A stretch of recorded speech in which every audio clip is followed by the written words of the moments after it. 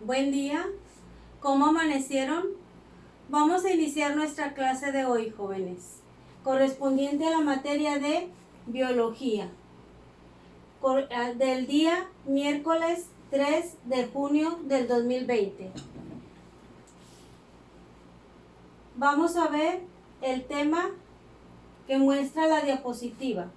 Dice, conocer nuestra esencia, quiénes somos, de dónde venimos, hacia dónde vamos. ¿Sí? Aprendizaje. Identifica cómo los cambios tecnológicos favorecen el avance en el conocimiento de los seres vivos. La siguiente diapositiva, por favor. La genómica es un área de la genética que, además de tratar ciertas enfermedades, se enfoca en determinar la secuencia y analizar la estructura y función de los genomas. La genómica, que es área de la genética, estudia todo lo relacionado a nuestra herencia genética, a nuestros cromosomas, a nuestros genes, de dónde venimos formados de nuestros antecesores. De ahí se descifra qué es lo que nos hereda cada uno de ellos, desde nuestros padres hacia atrás, hacia nuestros abuelos, nuestros tíos, todo lo que se refiere al árbol genealógico. Y se encarga de estudiar detenidamente cómo funciona cada uno de los genes en nuestro organismo, qué es lo que aportan, qué órgano es el que forman. Y de eso se trata este tema, de ver cómo ahorita en la actualidad se han estado usando muchas técnicas como las que hablamos en la secuencia anterior de la ingeniería genética, de la manipulación de los genes, con el fin de descubrir qué es lo que está causando tantas enfermedades, cómo es el comportamiento de cada uno de nuestros genes, qué me diferencia a mí de ti o a nosotros aquí en Nuevo León en relación con otro estado, ¿sí? Y los estados de México en relación con otros países. Vamos a ver la siguiente diapositiva, por favor. Dice, en junio del 2005, las comisiones de investigación de ética y de bioseguridad del Instituto Nacional de Medicina Genómica aprobaron el proyecto de diversidad genómica de la población mexicana desarrollado por la Secretaría de Salud. Diversidad genómica. ¿Qué quiere decir con esto? Que quieren estudiar todos los diferentes tipos de genes que nos relacionan entre sí a los seres humanos y ver por qué hay esa diferencia y qué nos pueden aportar para poder ayudar, por ejemplo, en las enfermedades. Vamos a ver la siguiente diapositiva. Dice, cuyo objetivo es conocer las variaciones genómicas más frecuentes del país y complementar el proyecto Genoma Humano, que no solo seleccionó muestras de mestizos americanos.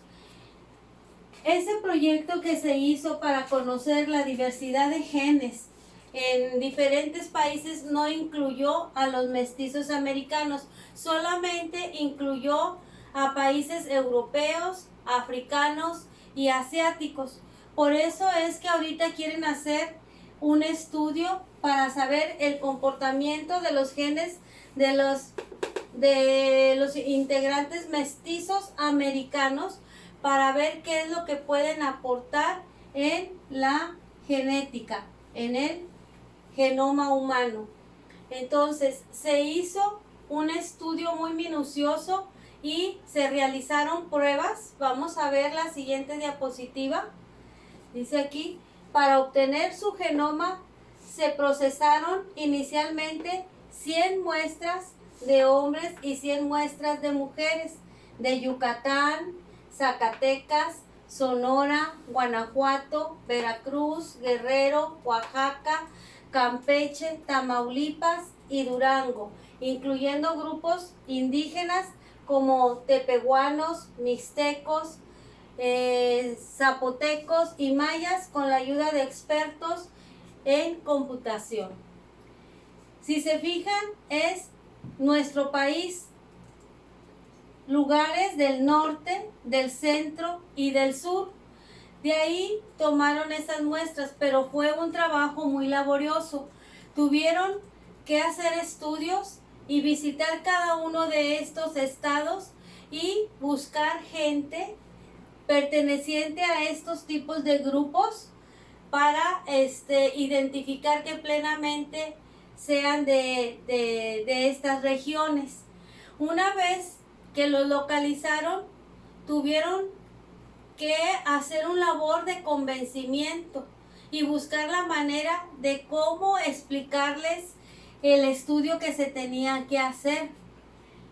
Como es gente que no está muy preparada en lo de la educación, tuvieron que utilizar estrategias para explicarles qué era lo que querían ellos realizar al tratar de tomarles una muestra de sangre para estudiar sus ADN. Entonces, una vez que ya tomaron sus muestras de ADN, empezaron a hacer los estudios de cada uno de sus genes y ver las diferencias que encontraban.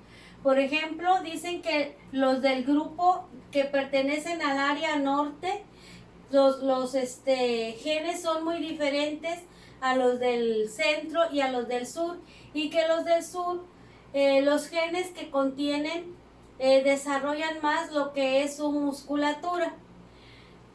Estos estudios se hacen con el fin de descubrir qué es lo que en algunas regiones se desarrollan ciertas enfermedades y en otras no. Por ejemplo, también con este estudio sacaron la conclusión de que en los países europeos no es tan predominante la diabetes como aquí en México, y que los que más tienen este tipo de enfermedad son los indígenas, ¿sí? Vamos a ver ahorita a continuación un video que nos va a aclarar un poquito más sobre lo que es la genética y cómo estudia todo esto que está ahorita en la actualidad para descubrir cómo atacar estas enfermedades.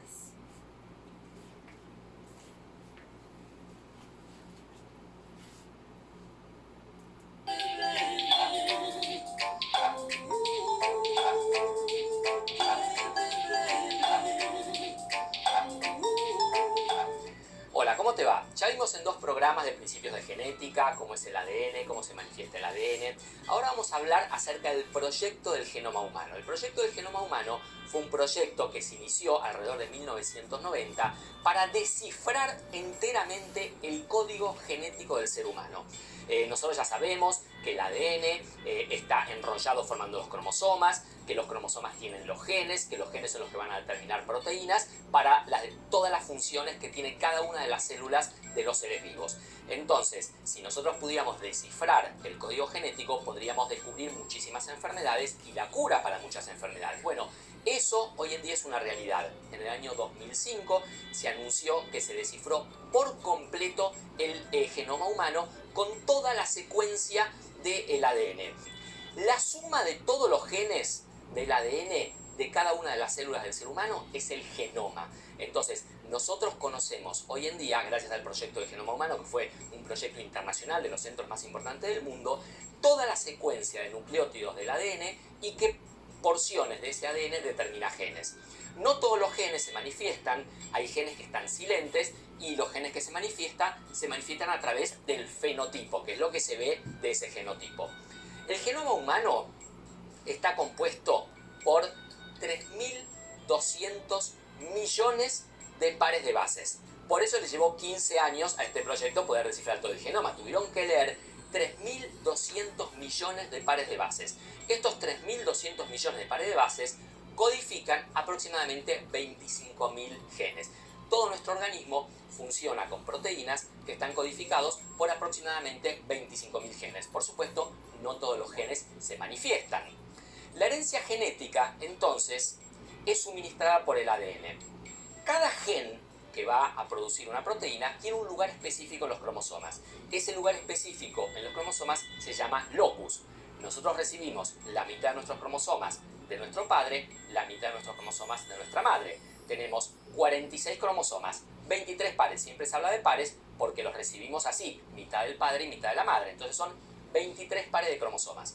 Estos 23 pares de cromosomas están divididos en 22 cromosomas somáticos o del cuerpo, que determinan las características del cuerpo, y un par de cromosomas sexuales, que son los que determinan el sexo genético de esa persona.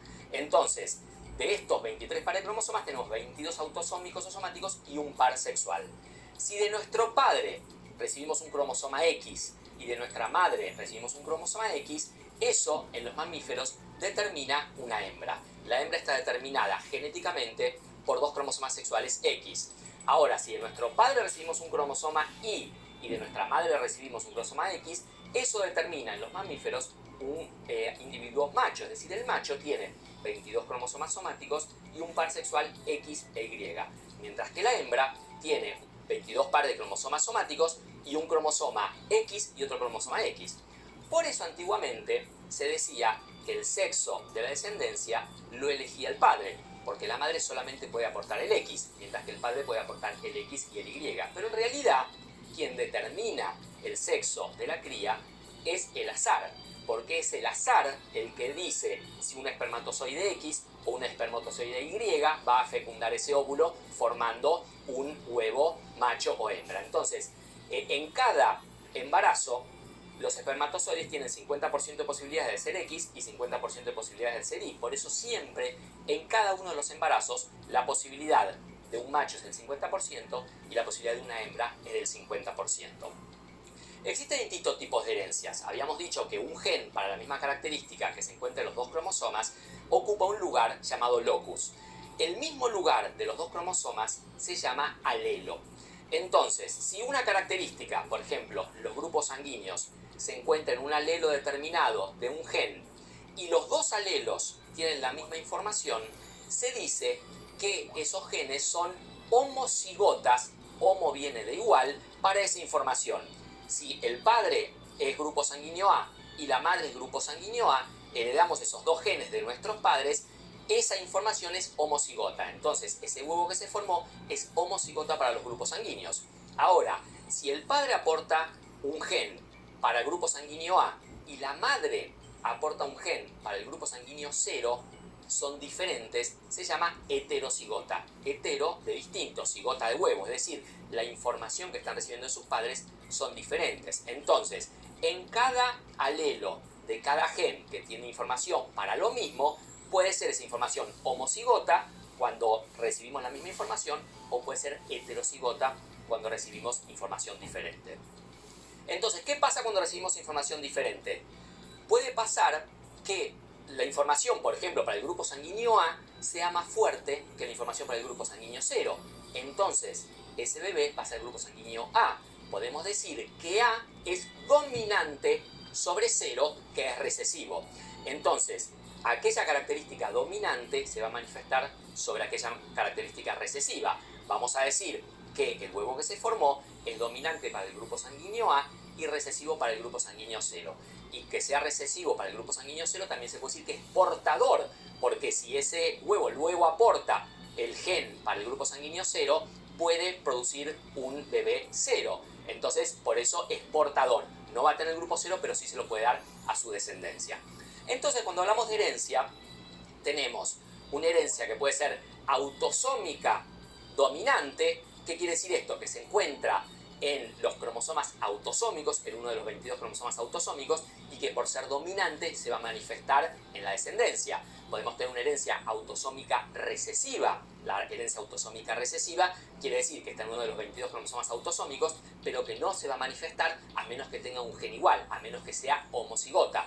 El gen recesivo, si es heterocigota, no se manifiesta. Es silente hasta las próximas generaciones.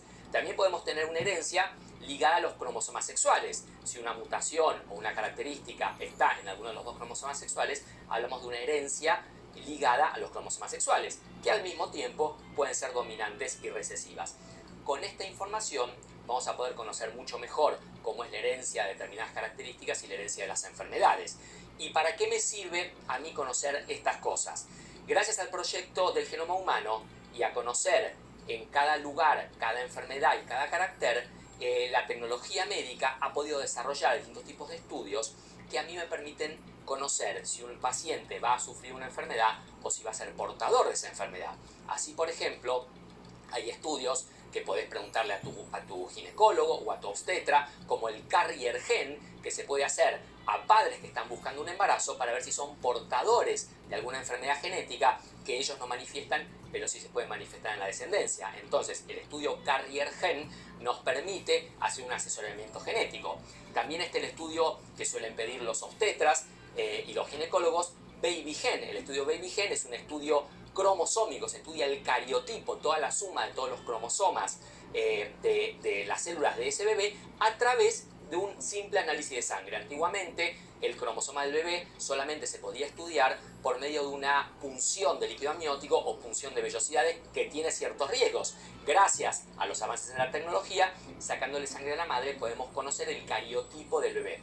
Y el estudio que a mí como pediatra más me sirve es el estudio ScreenGen. El estudio ScreenGen, que viene de screening, que significa pesquisa, es para detectar 50 enfermedades genéticas. No solamente podemos detectar precozmente estas 50 enfermedades genéticas, todas las cuales tienen tratamiento, sino que también podemos detectar en el bebé un estado de portador de alguna enfermedad que él no va a manifestar, pero sí puede recibir su descendencia.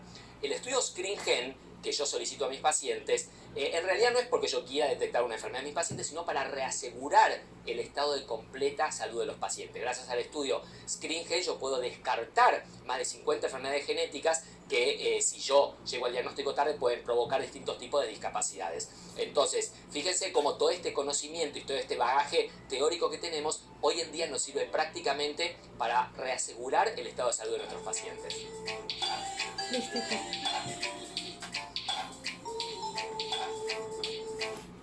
Muy bien. Bueno, pues como vieron ahorita en el video, cómo ha estado avanzando la ciencia y por qué la tecnología nos está aportando mucho para descifrar enfermedades en nuestro organismo. Ya vieron cómo los genes se pueden estudiar, cada uno de ellos, y a través de su estructura, dependiendo la deformación que encuentren, se pueden prevenir enfermedades a tiempo. Vamos a seguir hablando de este tema en las siguientes sesiones para que nos den más ideas sobre lo que se está haciendo actualmente y cómo va a ir evolucionando esto para prevenir enfermedades. Que tengan un bonito día. Nos vemos la siguiente clase.